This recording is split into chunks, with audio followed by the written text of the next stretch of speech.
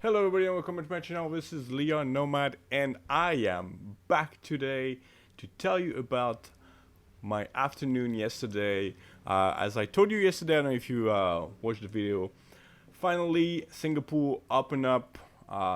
Now we entered phase 2. Most of shops are open. That means that camera shops are open, and I can tell you that it really happened. It really started yesterday because I was there. And I was expecting a bit of a crowd there, but actually it was pretty quiet. It was a Friday, so maybe today. I wanted to spare. I didn't want to have to do it on the weekend because I don't want to be like in the middle of too much crowd. So basically, yeah, I just that's what I did. I was thinking to just also visit my friend that is currently at the hospital, and basically I'm gonna see her in a couple of days from now because it was getting late, and it was like almost 4 or 5 p.m. when I finally head out, and the hospital visits closed at 5:30. So I thought, okay, I tried to go earlier another day, and I really want to come back to this place, which is called Peninsula Piazza, Peninsula Square, where I went to check out like a bunch of different camera shops because it's a pretty nice spot. It's just cool to hang out there, and well, I still want to see some more stuff. So basically, what I did is I took the bus to there, which was a pretty short ride, about 15-20 minutes. Then I was kind of confused because I went there with this same friend that is right now. She just got surgery and she's still at the hospital. And so I went with his friend last year around October, November. And I pretty much got lost this time. I mean, I could not really remember where exactly I had to go to find all the shops that were selling cameras, secondhand cameras. So I had to find my way back there inside this kind of maze of different shopping malls, and well, I basically found more or less what I was looking for, but not really. So actually, there was a floor that I could just not find in any of the malls there. So there was a place where there were like at least two, and possibly three big secondhand shops, camera shops that had like such a huge range of cameras and of lenses. And what I do remember that I didn't have time to check was that I took a bunch of different pictures last time of all the cameras with my smartphone. I took pictures of these cameras here and there and the lenses. And to be honest, I didn't check. Haven't checked yet these pictures. Haven't gone through my timeline, my Google picture timeline, and actually like found these pictures, because once I find them, maybe I'll be able to just see the name of the shop there, and then realize where is this place. And I've actually gone to one of the mall there, one on the third store. Yeah, you do have like one of the secondhand shop, but you don't have like two or three, like I clearly remember. So anyway, I'm not gonna bore you with this just details. But just the prices that I saw there didn't really match my expectations, basically. And you gotta understand that. I mean, it's logical, right? They're gonna sell cameras more expensive than the one you're gonna be able to find online, secondhand online, right? So I was a bit disappointed there because what I do remember last October, November when I went there last year was that they were like some pretty amazing prices. They were like some pretty surprisingly low prices. Again, in this around these 2-3 shops that I could not find this time, and basically my friend Jolene that came with me at the time, we went there because we were looking for a camera for her that she didn't end up buying. She didn't upgrade at the end of the day, but yeah, that was the idea. Like at the time, I wanted to. We were like supposed to look for. I mean, she wanted to look for a camera for herself. So this time I contacted her. I was like, are you free? Like to check out the camera, and she told me that yeah, that not only she's not free, but she's actually trying to recover from her surgery at the hospital. So I was also wanting to take some videos with my 4K, my 360 camera, my 4K 360 camera, my little 360 Samsung Gear, my Samsung Gear 360. That's the right order. But at the end of the day, I was getting tired when I got there, and I went for a few shops, and I was like, okay, I'm gonna keep that for the next time. Next time, I'm just gonna go around and film myself and my surroundings. And the problem is that you must be careful when you do that, because basically, it's not you must be careful. It's just that, well, if you're gonna be filming over people around you, and maybe some people don't want to be filmed, right? And it's a bit annoying for them, and it's a bit annoying for me, because I don't want to be annoying, and I don't want just like, yeah, they get privacy issues there, and I just don't want to be sometimes with asshole that just film people without them wanting to. Although I don't want to film them. I mean, it's not that I really want to film them. I just want to film the environment. I just want to film the architecture and this place, which is pretty cool. Went to inside the mall, which was pretty interesting. Then from the outside, you pass by a church that looks pretty antique, and just also a couple of malls there. The outside point of view is pretty interesting, and you have like some. I can't really describe it, but it's pretty cool. So that's why I wanted to record it 360, so I would have some footage for when I'm really gonna start this channel. For now, I call it Nomad 360. I might change the name in the future, but yeah. But now I don't want to focus on this 360 camera and channel, because I got a lot of work beside that, and I have time to do the whole virtual reality and 360 thingy that I really want to get started at some point, and I'm really excited about this. So basically, yeah, I was walking around this couple of malls, checking out the cameras. One of the first camera shops that I went to, so I had taken my gear with me. I had taken this camera, the Canon M10, with the two Canon lenses that I bought and the adapter, and I showed them to the salesperson there, and I was like, at what price would you buy them from me? Because basically, yeah, I want to get rid of them to buy new gear. And actually, I was surprised, because he was interested to buy them, and he was like, okay, I could get them for you for like 400 Singapore dollars. And I was like, okay, well, okay. I was like trying not to show how actually kind of happy I was, because I bought the whole thing for maybe 450, so that would make me only lose about $50, which is great, because I would have expected to lose at least $100. But basically, the bad news that came right after that is that, well, it's just a trade.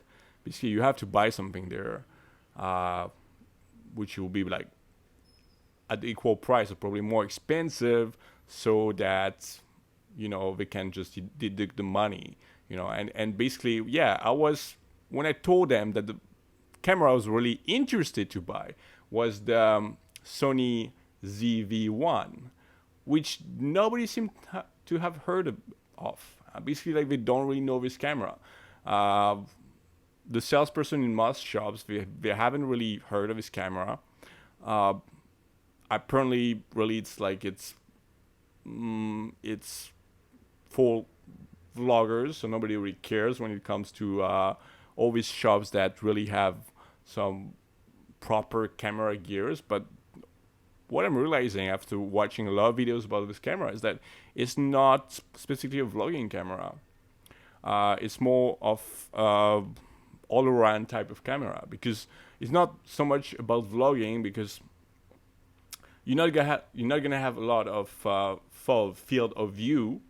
It's going to be quite framed, And then the other thing is, I forgot the other thing, but anyway, like it's not that much of a, but anyway, nobody has heard of it there. So what am I to tell you?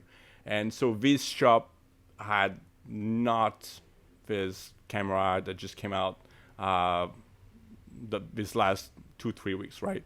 So it was not possible to make the exchange. And basically, yeah, I mean, for me, it would be like helpful if I could just get rid of all this gear and just buy a Sony camera, and then, you know, I don't have to think about trying to sell these things online, because I know that it's not easy to sell them online. I can see that some people have been trying to sell them online. I can see the date when they put these other cameras online, and sometimes it's been a year since they still haven't sold their camera, their lenses, and their stuff. I don't know why in Singapore nobody wants to buy pretty cool camera gear, but that's the way you go. So yeah, I don't know what I'm gonna do then. I want to go back there. Today I've spent far too much time watching just videos about the ZV1, the Sony A6400, comparing them.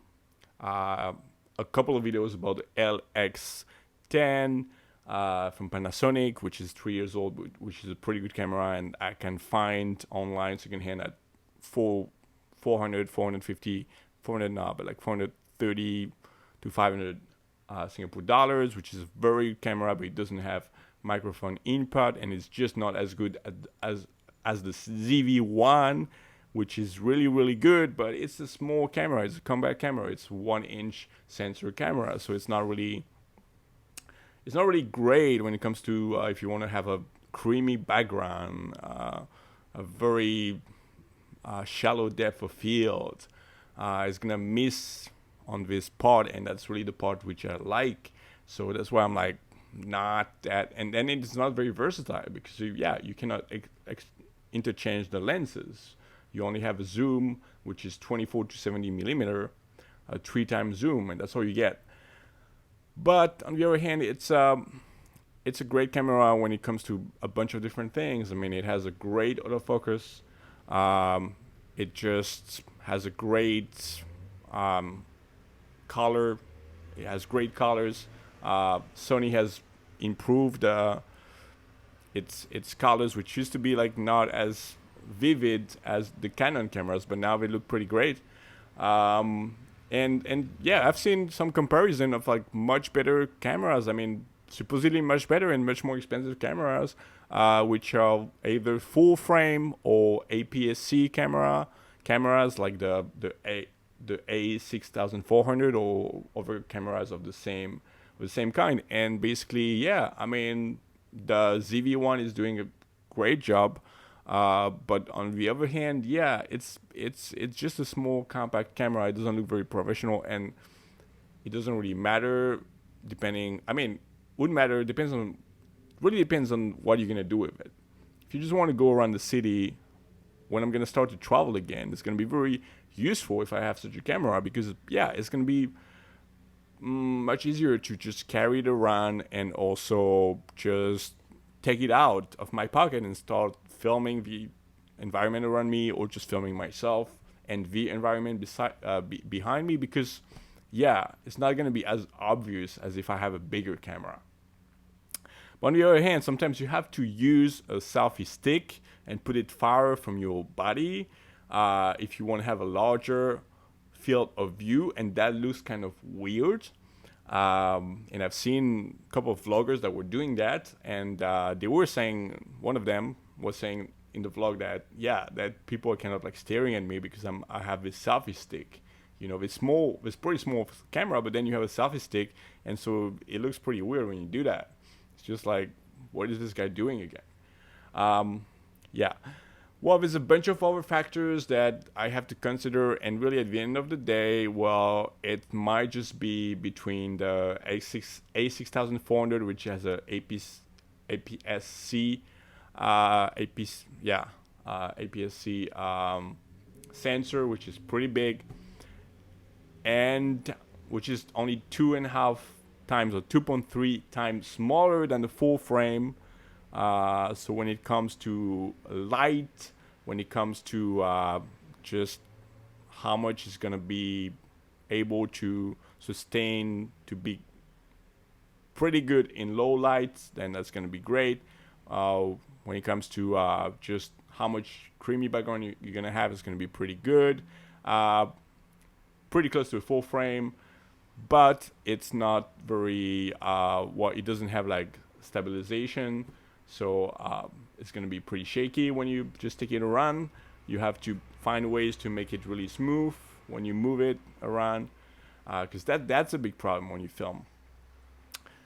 And then you have like a camera like the ZV1, which has a 1-inch sensor only, and so that's a sensor which is 7 times smaller. I just checked it. It's a sensor 7 times smaller than a full frame camera, and it's 3 times, about 3 times smaller than an APS-C sensor like the A6400. So yeah, 3 times is quite a bit, right? Because if you have an aperture that is 1.8, then 3 times is just like if on your A6400 you had this aperture at 5.6. If you had it at 2, and it's a 5.6 on APS-C camera to have the same blurry background, you know. So it's not that great when it comes to that, but actually it does have a pretty cool blurry background when you hold it close enough to you. If you put it far, then you're gonna lose this a bit. You see my hands? If you put it close to you, close enough to you, yeah, you just use it as a vlogging camera, then of course the background will be blurry because you're right there in the camera's face, or the camera is in your face. So all the background will be blurry, but then if you put yourself closer to the background and the camera is just farther, and it's just that the background and yourself are just closer to one another, then yeah, you're not going to be as the background is not going to be as blurry as if there are more distances between you and the background.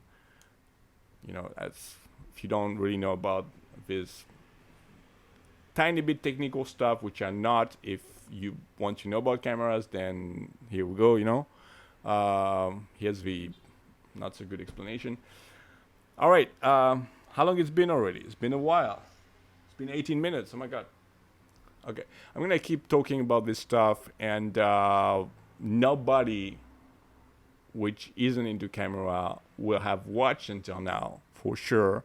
But if you ever if you are sort of a camera geek, and if you just into vlogging and you're interested in cameras, then you're probably still watching, or you're probably not because nobody's watching anyway.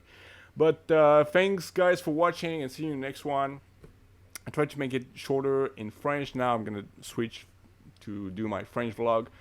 Just don't forget to hit the like button and the subscribe button if you haven't subscribed yet. Thanks, and see you in the next one.